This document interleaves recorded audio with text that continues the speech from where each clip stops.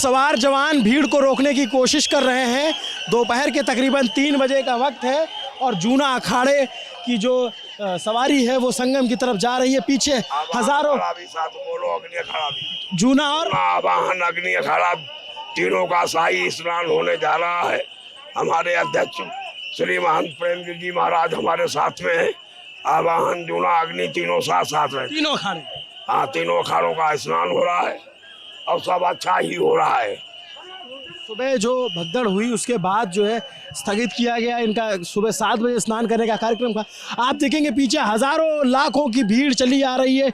हर कोई चाहता है इन साधुओं को एक नज़र देख लेना, इनके गुजरे हुए इनके चरणों से दबी धूल को उठा लेने की। और पुलिस प्रशासन, पैरामिलिट्री फोर्सेस की पूरी ताकत लगा रखी है कि किस तरीके से इसको आप सुचारू रूप से कराया जा सके। देखिए बैरिकेड लगा के एक मजबूत घेरा बना दिया गया है। मोहन अगर इधर दिखाएंगे, जिधर से भी लोग हैं वो सब ये देखना चाहते हैं एक नज़र कि कैसे अखाड़े स्नान करने जाते हैं।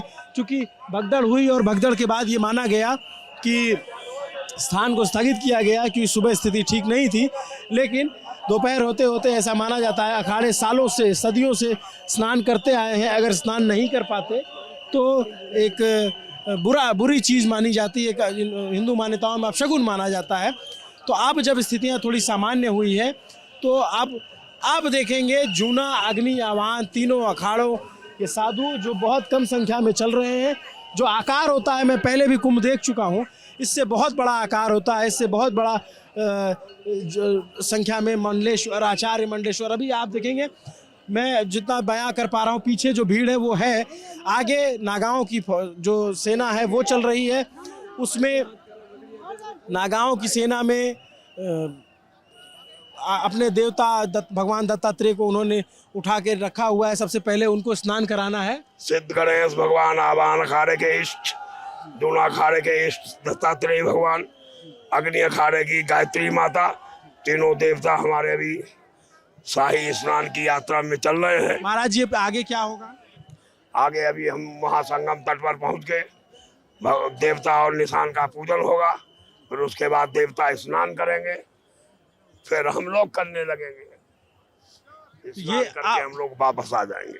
अब जो है हम लोगों ने पॉन्टून पुल पे चढ़ गए हैं। ये जो पीपे का पुल है जिसको गंगा जी को पार करने का, ये पीछे आपको दिख रहा होगा हजारों की संख्या में लोग खड़े हैं। ये ऐसा कुछ दृश्य होता है जब अखाड़े स्नान के लिए जाते हैं। अभी जो पीछे की भीड़ है उसको रोका गया है, अगल बगल के पॉन्टून पुलों को बंद किया गया है। इसलिए बंद किया गया है कि ताकि पब्लिक जिस घाट पे है उसको उसी तरफ स्नान करा करके भेज दिया जाए ताकि अव्यवस्था ना हो। ये प्रयास प्रशासन का 2 दिन से था लगातार, लेकिन आखिरकार मौनी अमावस्या के दिन ये प्रयास विफल हुआ। मेले जो कुंभ मेला है उसकी मौनी अमावस्या की 1 बजे की रात तकरीबन संगम नोज पर भगदड़ मची, लेकिन अब स्थितियों को काबू में कर लिया गया है। और अब जो है जूना अग्नि आवाहन तीनों अखाड़े स्नान के लिए बढ़ चुके हैं। अब हम पॉन्टून पुल पे हैं, पीछे आप देखेंगे फोर्स चल रही है। जो लोग हैं, आम पब्लिक है, जो श्रद्धालु हैं, उनको उधर ही रोक दिया गया है। और आगे जब ये पीपा पार कर लेंगे तब हम जो है पॉन्टून के पुल के पार करके फिर हम संगम तट की तरफ बढ़ जाएंगे। महाराज जी पहले से आकार कम हो गया है बहुत इसका, काय का आपके जो रथ निकलते। अरे काकार कम आपको बोला है कि 100 रुपए में 1 पैसा भी साधु सन्यासी नहीं पहुंच रहे हैं। एक भी, जिसमें 1000 सैकड़ों महामंडलेश्वर में आवाहन जूना अग्नि थे, एक भी मंडलेश्वर नहीं, केवल मात्र जूना अखाड़े के आचार्य आवाहन अखाड़े के आचार्य को ही खाली मात्र स्नान में रखा गया है, कोई महामंडलेश्वर नहीं।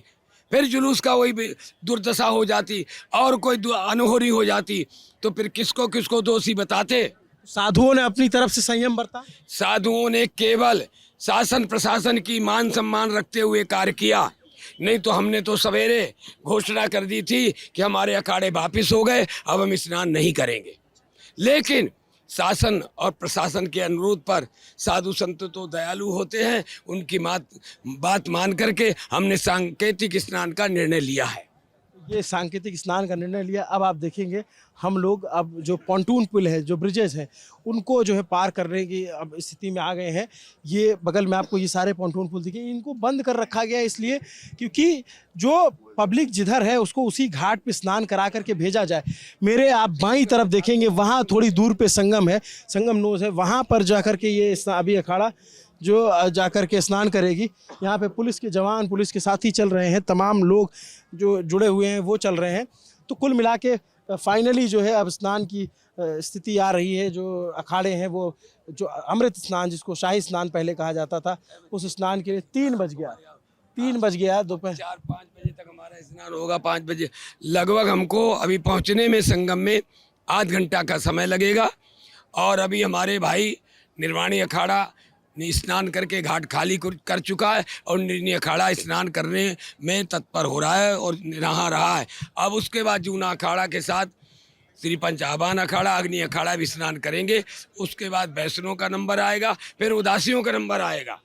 फिर ये ऐसी परंपरा है, पहले शैव अखाड़े स्नान करते हैं, फिर वैष्णव, फिर उदासीन। आप मोहन अगर उधर अपने बाईं तरफ दिखाएं, वो जो है शास्त्री ब्रिज है और उस ब्रिज की स्थिति अगर आपको कैमरे पे नज़र आ जाए तो आप समझिए कि क्या भीड़ है। बहुत दूर से दिख रहा होगा, छोटे छोटे आकार में पूरा ब्रिज खचाखच भरा हुआ है। एक तरफ से यात्री आ रहे हैं, जा रहे हैं। पुलिस प्रशासन पूरी कोशिश कर रहा है कि मौनी अमावस्या के इस कार्यक्रम में अब कोई अप्रिय घटना ना हो।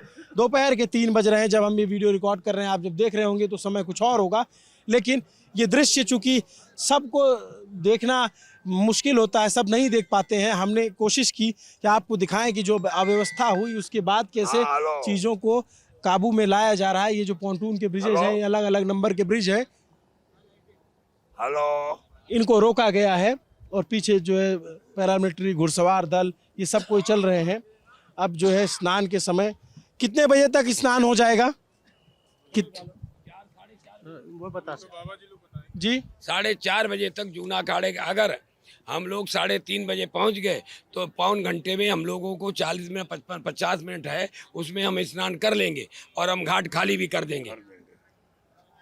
अपने समय सीमा निर्धारित जो हमारी है उसके अंदर ही हमारा स्नान हो। लेकिन जो समय हमारा प्रातः काल था, अब वो हमारा समय मध्याह्न काल के बाद सायंकाल में आ गया।